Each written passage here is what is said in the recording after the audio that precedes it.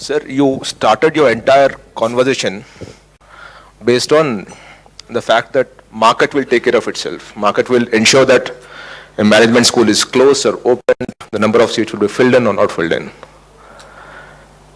It also assumes that the pricing would also be taken care of. If the ROI is not there, the student will just walk out of it and go to a place where there is better ROI. So why do you need to get into the fee structure? Because the business dynamics are changing. The AICTE rules change once in 5 years, whereas business moves 6 months possibly. So is there a need for you to step into the, like, I'm not getting at the examination, which I'll talk about later, but is fees such a big thing that you need to actually start getting into it and telling the people how to do the business, where to spend, how to spend, and give an account for that? First of all, as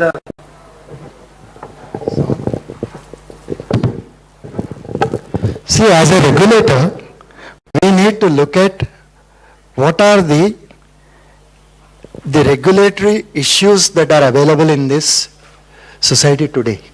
And one of them is a Supreme Court order which says that there has to be a state fee committee, whether we like, whether it fits into, we have never said that you tell us what the fees is. We have never said that. We said, you please follow the Supreme Court directive and let the fee committee decide what the fees is. That's all that we said. So we have never gone into what is to be charged, how much is to be charged. If I understand right, this fee committee, if you can convince, they can give you whatever fees you require. In engineering, there are fees fixed at 30,000 rupees, there are fees fixed at 2 lakh rupees, and there are also changes within courses in an institution which have been fixed. So two supplementary questions. I get your point. Yeah. Two supplementary questions based on that. Are you saying that your regulation was forced by a Supreme Court order, one? And two, there's been a common criticism for some time that the policies of AICTE is the baggage that they carry for the UG courses, which is that the kind of rules that you set for UG courses, you're superimposing them on the PG courses where there is a more intellect people sitting there. The structure to which we are limited to now doesn't distinguish between UG or PG. It's a fee structure that is dependent on what is the expenditure that is made and what is that reasonable profit as defined in the order. That is between the committee and the institution. All we have said is a fair play must exist for all those children. Now in this specific case, what happened is, in the specific case of PGDM, there is no university, there is no state, there is nothing. It's only the institute and the AICTE. Now what happens is, if there are complaints from students, from parents and so on fee issues or whatever, now do you say that AICTE has no role in telling the institution? In fact, if we have desisted even from that, we have not specified any fees for those people. All that we have said is, please go to that fee fixation committee, to which you also run engineering courses, you also run other courses, not just management. I don't think any management here survives only on a management school. There are many other institutions. So they willingly go there. Now what is the problem with PGDM? No, come back to my question, sir, that is this regulation of yours directed by Supreme Court order or no? Supreme Court orders are binding on all of us. Which means that if the Supreme Court order wasn't there, you might not have stepped down to those things.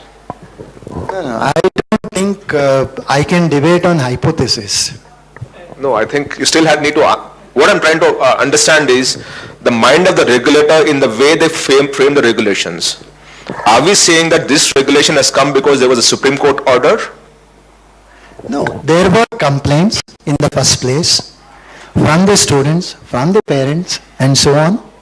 And therefore there was a need to impose some kind of regulation on that, and in order to make it as acceptable to everybody concerned, and since there is already an order which is binding on everybody, we just said please follow that. Also, if that is what I go by, I still haven't got my answer, unfortunately, and I'll leave it there.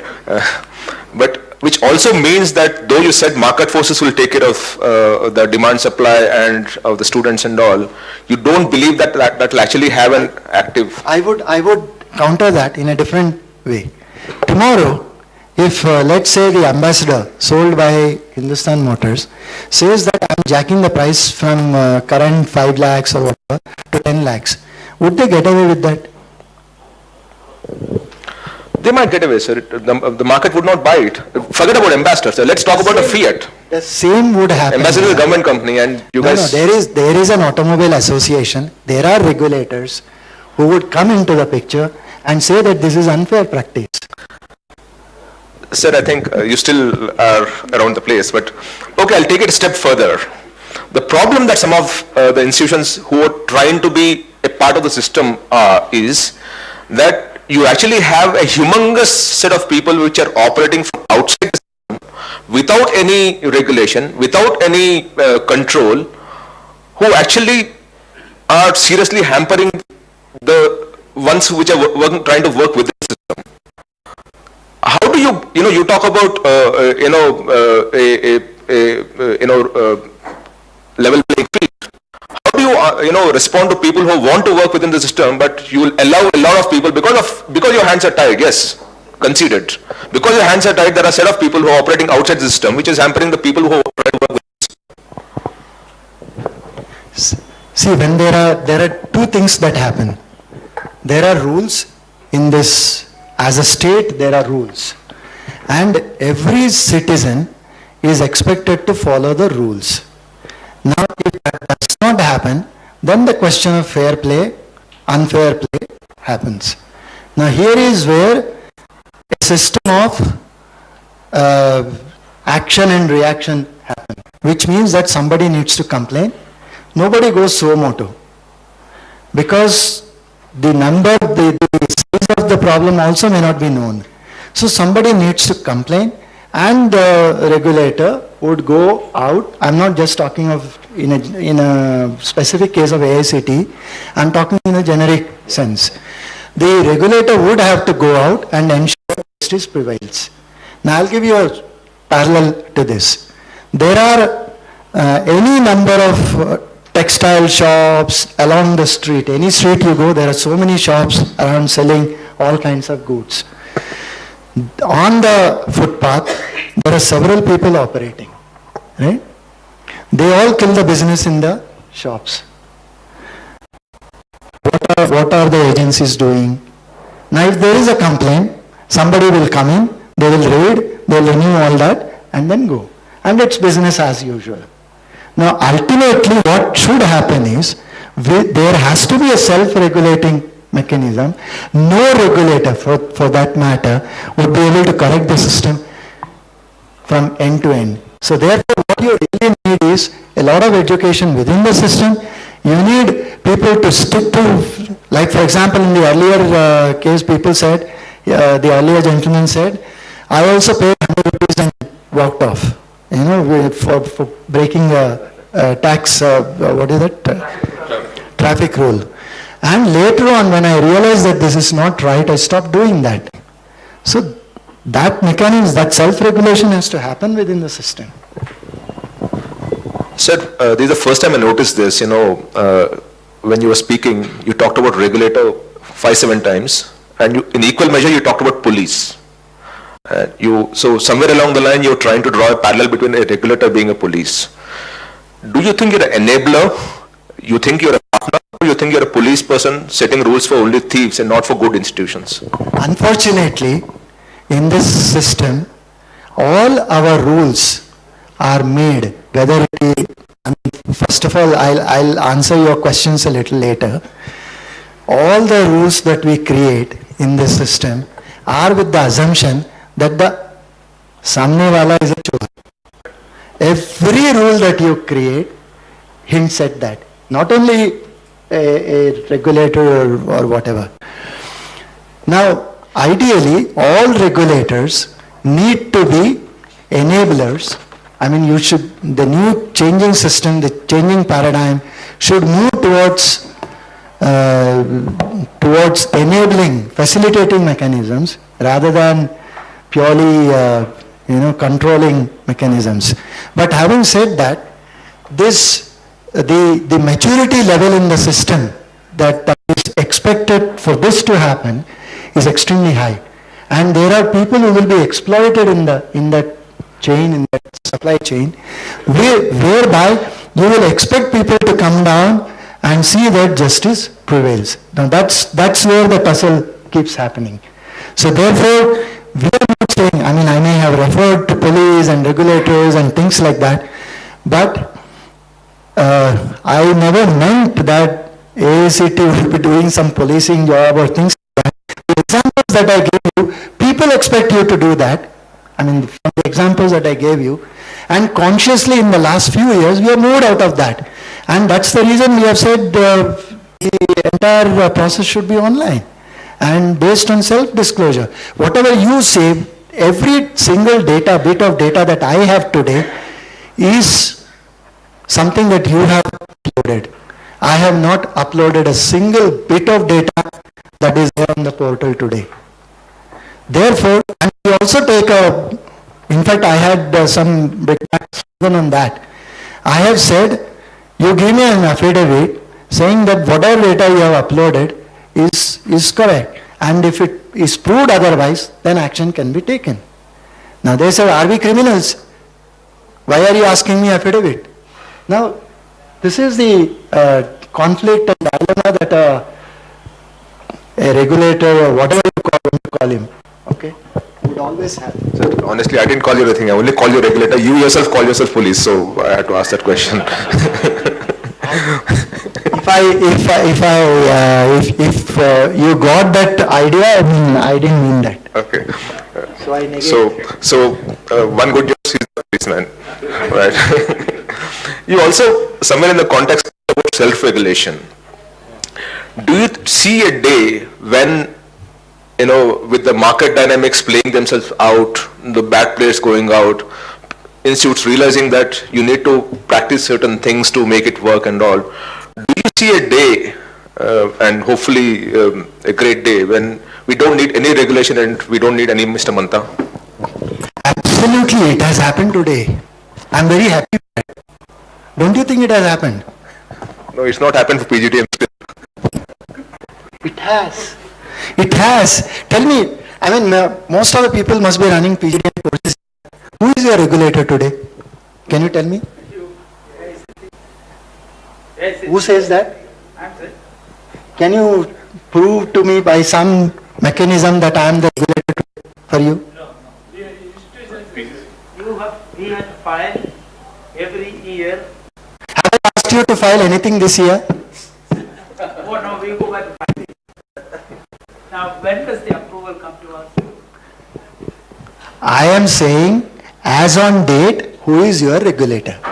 No, I think he's referring to the judgment where there are some gaps because of which he's... So, the point is, yes, I am referring to the judgment, but in the context of the question that he had, so what I am saying is, today, you don't have a regulator. So, it's something that he is saying, It's absolutely enabling mechanism that the system has given you. So, maybe that's the direction which... If I were to ask the audience for Mr. Manta or against Mr. Manta, how many of you would not want a regulator? Or rather, how many of you would want a gatekeeper or a regulator? Control, just raise your hands. Perfect. So, I think you got an answer that they want a partner and a facilitator, and they will also complain to you to be a policeman once in a while. See, the real problem is, a regulator, by the very definition, has to function within the act under which he is created. Okay? The act has certain provisions. Now, by whatever way I believe or you believe, both of us cannot traverse out of that purview. Now, in that system, if you feel that it has to be partner and those things can be looked at a different plane, at a philosophical level. But at an operational level, it doesn't work like that. And however, the real issue is, if you really thought that there should be a regulator who is facilitating enough, like you said. How many of you have really gone out and did something about it? Which means that the prevailing situation is more or less fine for everybody. Now, if that is the case, then I believe the changing paradigm would probably play itself out, and in time to come, we all hope that it proves good for everybody. And then what he has said would truly become applicable. I don't know whether you're being sarcastic or true to yourself, but I don't know why I should be so looked at as being so cynical. I'm being upfront with you. You call me sarcastic. What do I do? well, the way you said it. Anyway, in the last 4 years, sir, you've worked on quite a few policies, the admission process, the fees, the CMAT, and so on and so forth. But everything gets stuck at a court level. And it is not done by 1, 2, 3, but it's done by a set of people. So obviously there seems to be an ire or an angst about the regulation that you're coming in and you're bringing in. Do you think a more consultative approach would have made it work so that it doesn't land up in the courts and get stopped there? The lines are drawn, and it's not that a single individual or a set of people go, it's the association that goes. And every place, it's an association that goes to the court. Now, association has its own interests and its own ways of functioning and so on. And today, everything is challenged. Today, what I want to say is, when these programs, I mean, it is a great program. I mean, several people are benefited from that. There are a lot of innovation possible. There are all those regulatory issues which constrict in terms of academics by a university they don't happen here. So there are several good things. But then my belief is, why are we getting into these issues today? Because the numbers are increasing, the system is expanding, there are more opportunities, there are more challenges, people are being seen as some are being seen as benefited, some are seeing this as a means of exploitation, and so on. So my belief would be, rather say that today there is a correction required, which would be very difficult. When a system grows and becomes unwieldy, solutions are not that simple. What should have happened is, when at a time when in 96, the first time when PGDM was introduced, based on an IIM model, things should have been taken care of at that time, because IIMs were created under a different methodology, which was not available to these institutions. So we tried to create something as a pilot, create certain boundary conditions, and today the entire set of boundary conditions have changed, and the model has remained the same. And today, when there is exploitation, people are coming back to the regulator saying that, what are you doing? So therefore you bring in certain regulation. And then people, having enjoyed a certain amount of freedom in that system, having the outside walls, there is always a group which will call it exploitation.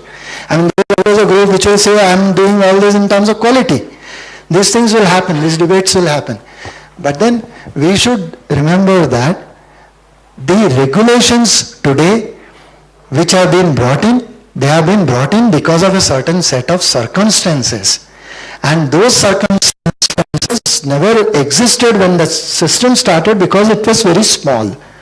Now you can't tell the regulator that, look, you allow it to keep happening the way it was happening. You know? Sir, I just wanted to make a comment on this. When I'm a chartered accountant, so I'm not an MBA. I think it's good news for you. And when I was doing my CA, and CA is supposed to certify the trueness and fairness of the audit reports, not the trueness and correctness of the audit reports, we are always told that you are a watchdog but not a bloodhound. Comment, sir. No, I see, in our system, if we have the choice to believe or have no faith on anything. And that's a choice that we have. So therefore, all that we should do is we should provide a fair chance to everybody to succeed in that system. So somewhere you also said when you were talking that change is permanent and static is dead. The problem that some of us, and it includes me also, I must say that, because rules once framed are never relinquished because it is attached to some kind of power. So you frame rules which no one wants to give up, and the next regulator comes in and adds to those rules. So to a certain extent, all regulators have only loaded us with rules, then deleting a few and adding a few and making it a bit more comprehensive and so on and so forth. And the worry that I foresee is that, because though you said that change is permanent and static is dead, regulators don't change. I do not know whether this comment. I would want the institutions to react. For 4 years, we have changed several systems, made them much more transparent than what they ever were. In fact, there were only guidelines which were always challenged earlier. Now at least you have a regulation, you have a gazette notifications, you have some means of following them. A gazette notification is a subordinate law and things like that.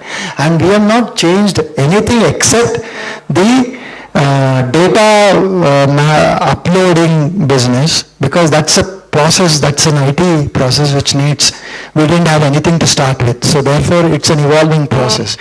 But I believe in the last few years, whatever rules we have done, for example, we have brought in regulation to waive off the tuition fee. I'll give you a small background to this. 5% supernumeraries which we have created on the intake, which are waived off for tuition fees, right? Last year, 1 lakh students benefited this across the country. This year, that number has gone beyond 1.5 lakhs. What it means, 1.5 lakh children with family income less than 4.5 lakh rupees would get their tuition fee waived off, right? And they get admission to any college, government, private, everywhere. Now tell me, this, if I had to discuss in the parliament and enact a law, would it have been possible? Now therefore, there are several, some rules, regulations you may not like. The fee should be regulated. You didn't like, that's fine. But there is a basis for that. Why we have done, I have told you the basis. For everything else, you go to the Section Shulka Samiti. Why? I'll give you another problem area there, which you probably have not realized, which is a real headache for us today. Some of the PGDM institutions are coming in for closure. Fine? Forget about the dynamics, why it is closing, what is quality, forget about all that. Look at it purely as an administrative issue. Okay?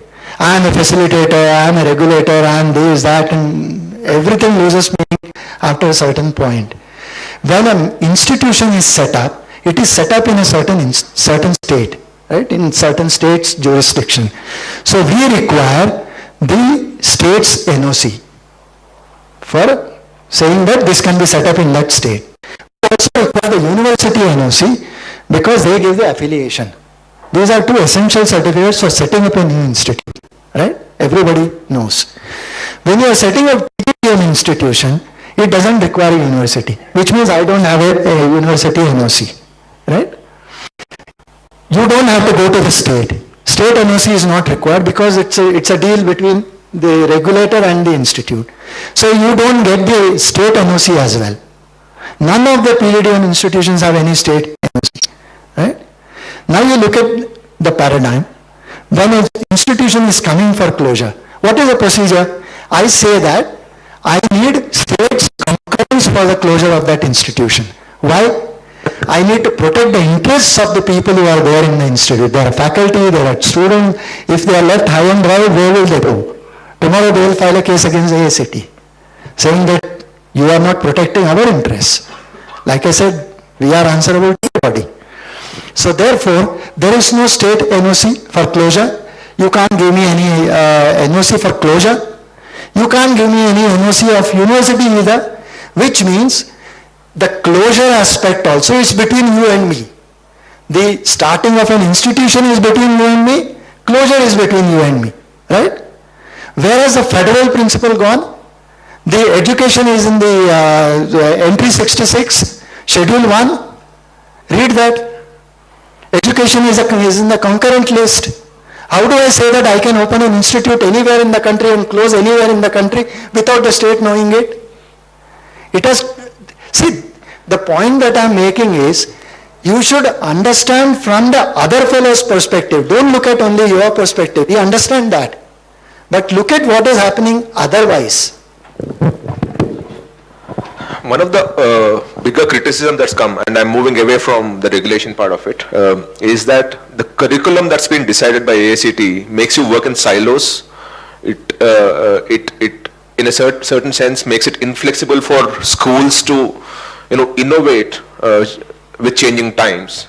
How do you address that? No, first of all, fundamentally, we give model curriculum. We don't give any curriculum that you are mandated to follow. Okay? We give model curriculum. Now, this serves two purposes. One is, there are several people coming from different places and seeking equivalence. Okay? To enter into some other study or employment or whatever. Now, how do I create an equivalence between two entities if I don't have anything? I mean, I can't. If you want to find an equivalence between your university and that university, you go out. I mean, go to the university. They are the best people to do it. You don't have to come to me. In this case, there is no university. What do I do? So therefore, I have to create a model curriculum. And when somebody comes, I have to say that your study should be at least 80% similar to what I have prescribed, because my prescription comes from an All India Board of Management, which is an All India Board which has experts, which has statutory provision within the Act. Therefore, I can provide think of providing some equivalence. Now that's the issue. So is the 80%, is it flexible or? Absolutely flexible. I mean, they don't really, we didn't have any problem on the, initially they said, why is AICTE prescribing curriculum and things like that. But please understand that is a model curriculum which we provide for every discipline, not just management. So you also talked about e-governance, and we've had our own experience of trying to take data from your site as much as the B school sites. The transparency is completely missing. Why have a role which can't be implemented? I don't think this is a valid issue. On the site, there is a link for administration. Under that, there is a sub-link of approvals. Under that, if you see, there is a link for institutions in the public domain, which is the first link, where you will find the documents, all the documents of the institutions, in fact the land document, anything that they have uploaded is available. And the second link shows the institution information for the current session.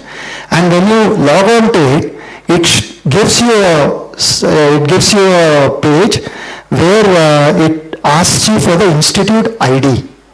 Now, if you go to the list of approved institutions, you have all institutions listed discipline-wise, and across the name there is a ID. So you pick that ID, place it in this public domain page, you get access to all information. Mahesh, I think we'll need to discuss this with him separately. Yeah. One last question before I throw it open. I don't know how many questions will come. One last question from you, sir. You refer to ISB in your talk, and you seems to have suggested that ISB has been a decently successful business model. It seems to be churning out good graduates also. The students are happy. ISB is happy. You seem to have acknowledged something. The industry is happy. Why don't we become inclusive and get those kind of people a part of the system? Because what I hate is good institute being out of the system. If you see, we purely again from a Act perspective, the Act says we provide coordinated development of technical education that includes all those disciplines, right? That is 2H of the Act. Now, having said that, it also describes the procedure for approvals and the methodologies and things like that. The Act prescribes all that. Therefore, we go through a process, we advertise when we start a process, and then the existing institutions will get extension, the new institutions will go through a process, they get approval, things like that. Now, there are people who are doing business outside this space in technical education and so on. So again, from a provision of the Act, we also have a cell within AICTE which looks at the advertisements that people give and complaints that people make. And if we find that there is substance in that and those institutions have never approached us, we show them on our portal as institutions which are not approved by AICTE. And there is about 380 names are there on the list, and that is also available in the public domain. Now the question is, it is not for me to tell somebody to come and take my approval. It is for him to come. I mean, we don't, the Act says that all technical education needs an approval. Now, if you choose not to get into the approval process and start operating outside, you become an unapproved institution for me. And I declare it as such for the people to respond. And we also send a letter to the state government saying that they have to take action. Because sitting in Delhi, I can't file an FIR on an institution operating in Nagaland. I can't do that. So therefore, I send a list to the respective state governments, and for the information here, Maharashtra government took action on 27 institutions and they are all closed down. So that's the process that we have. I mean, ultimately if you say that some of them were doing good job, why did you close them? But why did somebody complain? And being in the position that I am in, I don't look at that complaint.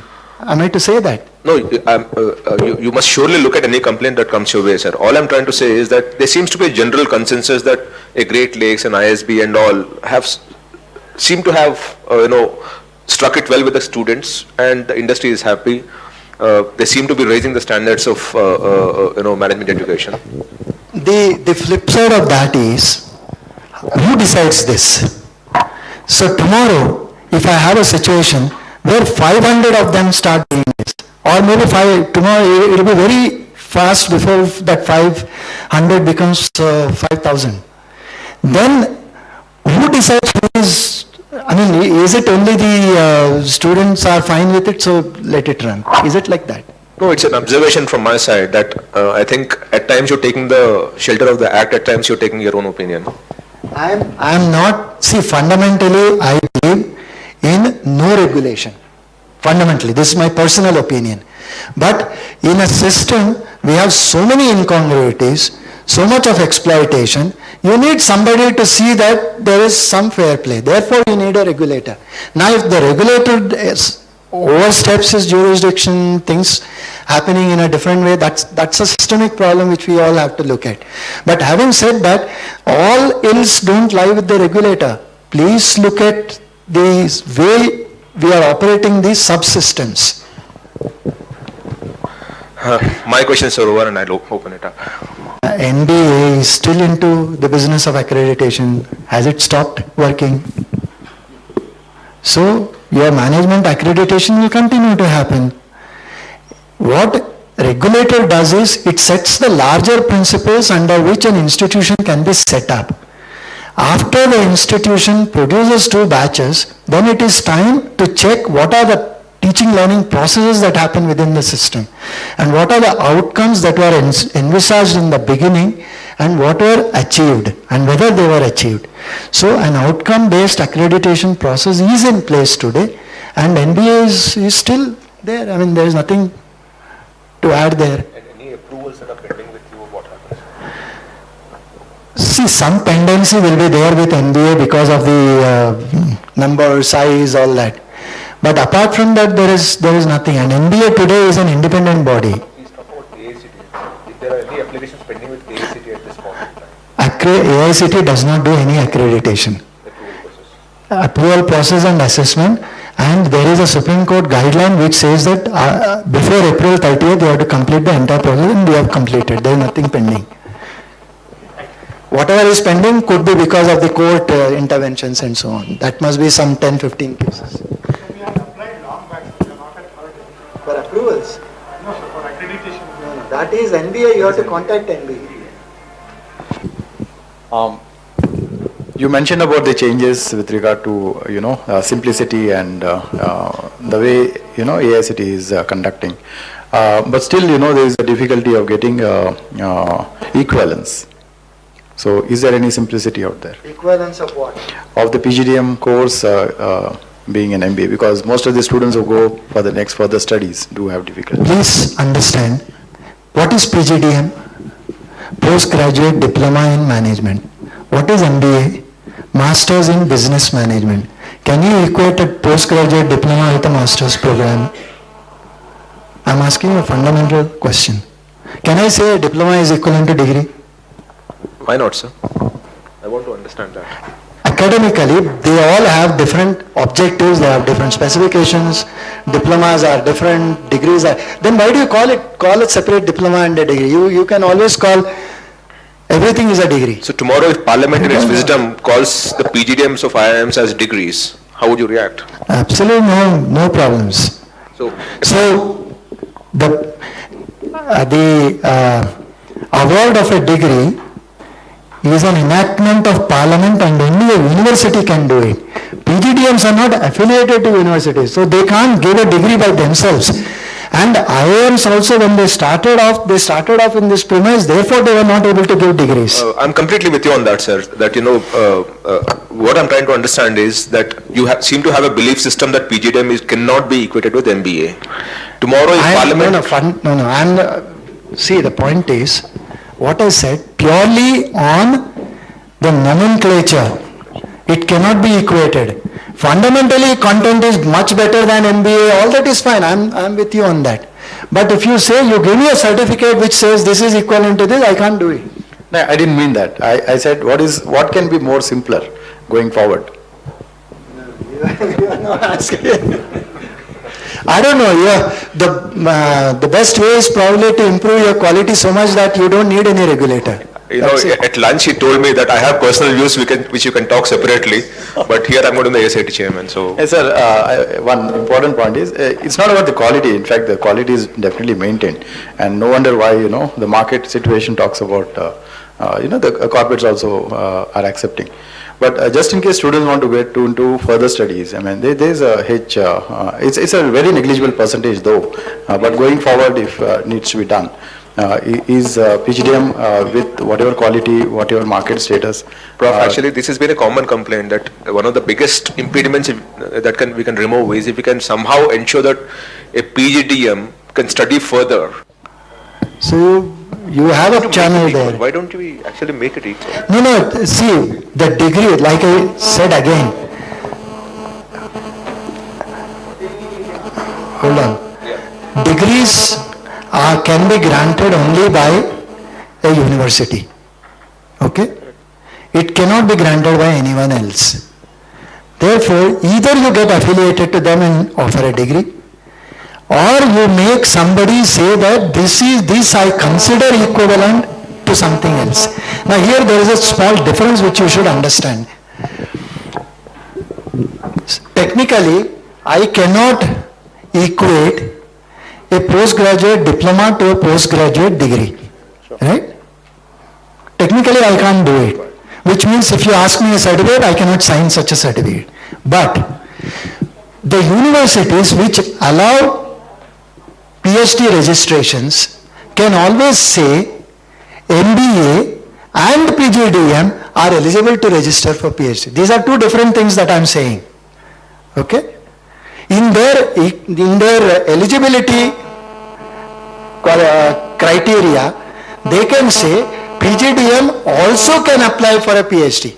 That doesn't make it equivalent to a master's program. but it takes care of what you want. That is possible. But if you say that you make it equivalent to a master's program and then make me equivalent to study PhD, that is in the UGC domain, it goes into university domain, then that will never happen. It's not AICT or what, it will never happen. It's part of a college, so we have affiliation to Madras University. We are approved by AICTE and government regulations also are on. Now when we normally advertise for admissions, we say approved by AICTE. We continue to do that, there is no hassle in that, right? Because, For 13-14 we have given you approval, no? yeah, So you can continue using that. Whatever may happen next year. Okay? Approval for outreach programs. I have applied for AICTE. Those schemes where you get funding and all. No, sir, you won't get any funding. AICTE does not approve any technical education in distance learning as on date. Okay?